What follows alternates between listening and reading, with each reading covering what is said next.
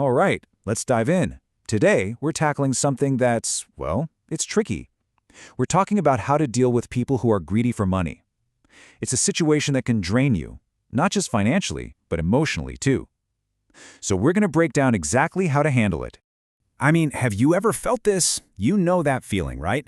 A certain name pops up on your phone, and your heart just sinks.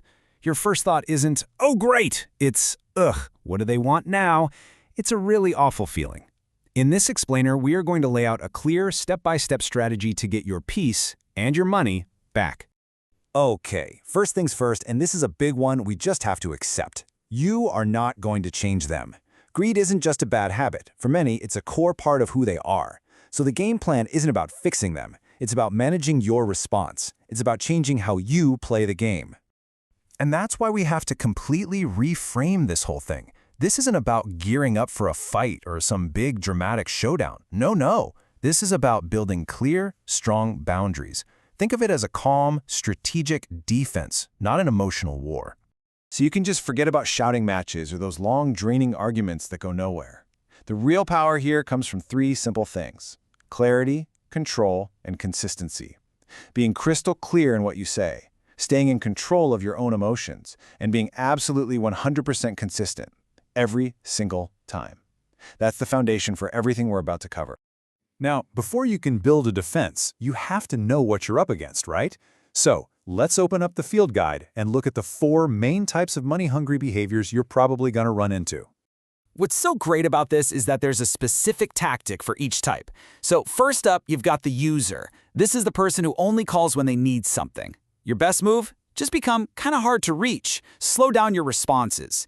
Next is the manipulator, the master of the guilt trip. The counter to that? Ask for everything in writing. You see, manipulation just withers under the bright light of documentation. Then there's the power player, who uses money to feel dominant. The key with them is to never, ever let them see you sweat. And finally, the chronic borrower, always full of promises they never keep. For them, it's just one firm no. That's it. No long stories, no excuses. Okay, so once you've identified the type of person you're dealing with, it is time to build your wall. So let's get into the actual blueprint, the words and phrases you need to create and maintain your financial boundaries. Now, you might think you need some brilliant, witty comeback, but the real secret weapon is actually being boring. Yep, a simple, repetitive phrase gives them nothing to grab onto. It's like a smooth Teflon wall. There's no emotional hook for them to use against you. Here it is, phrase number 1, and it is a powerhouse. Notice you're not saying, oh, I can't lend money right now. You're saying, I don't lend money.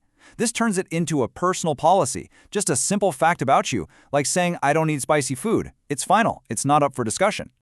Here's another fantastic one for your toolkit. My finances are planned. It sounds so responsible and polite, right? But it's a complete shutdown. It means every dollar you have already has a job. You're not rejecting them. You're just following your budget. And this one might just be the ultimate boundary, because it is impossible to argue with. Nobody on earth can tell you that you should be comfortable with something. You don't need to justify it with a spreadsheet or a story. Your comfort is a valid and complete reason. End of story. And that leads us to the golden rule that holds all of this together. Do not justify. The second you start explaining why you're saying no, you've just invited them into a debate. And trust me, they are experts at picking apart your reasons. Just state your boundary and then stop talking. Because you see, what they're really doing is looking for emotional leverage. They are trying to push your buttons to get a reaction. Your guilt, your anger, your desire to be helpful, that's the crowbar they use to pry open your wallet. When you stay calm and neutral, you give them nothing to work with. Okay, so we've got the mindset down, we've got our core phrases ready. Now let's level up and talk about specific, in-the-moment tactics you can use when you're actually put on the spot. You have to understand that greedy people are expert listeners, but they're not listening to you to connect, they're listening for opportunities. Every piece of good news you share, like a promotion or a bonus, just gets logged in their brain as money I can ask for. So the first tactic is proactive. Put up an information firewall. Just stop talking about your finances.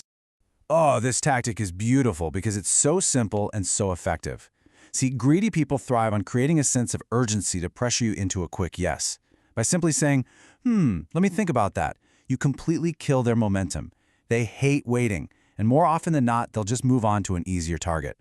Now here's a brilliant little judo move for those times you can't just walk away. Treat their casual emotional request like a formal business loan. Ask them to put it all in writing. It's estimated that something like 90% of them will just back away immediately. Why? Because they wanted a fast, easy handout, not a contract. So as we start to pull all of this together, we get to the most important part of this whole conversation. Because when it really comes down to it, this was never really about the money, was it? And here's the hard truth, the one that you kind of have to sit with for a minute. For a lot of these people, the relationship itself isn't what they value. What they value is access. Access to your time, your energy, and of course, your resources.